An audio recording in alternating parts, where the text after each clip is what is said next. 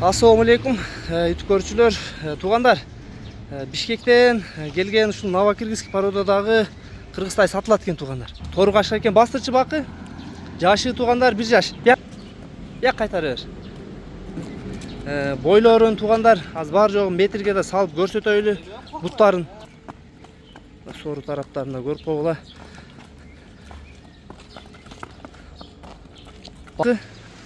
Şu торгашка боюнча бир кыскача маалымат айтчы, бул талаада жүргөнбү, кургактабы, ден соолугу кандай? Бою башы чоң, атасы энеси чоң, жылкы, кыргыз жылкы, Бишкектен келген. Баасы 100 миң деп атырат, кемин кылып беребиз. Баасын 100 миң сурап атасыз, кем болот буйруз, Ден соолугу жакшыбы тайдын? Ден соолугуна жок. Айып жок эч бир жеринде. Токточу, бир буттарын көрсөтөйсүз, туяк буттарын. Туугандар, Жакшы бар жок. көкүрөктөрү да көрүп койгула, туяктары да көрүп койгула. Арткы буттарына баары таза экен, жеп ичкен жакшы дейт. Талаада көптө жүргөн тай экен туугандар. Арыгыраак экен, эми азыр ысыкта багыштын кереги эле жок. Сору тараптары.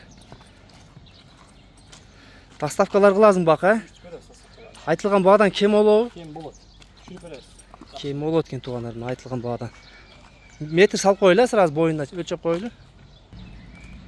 Мына туугандар, боюнда көрсөтүп коелу.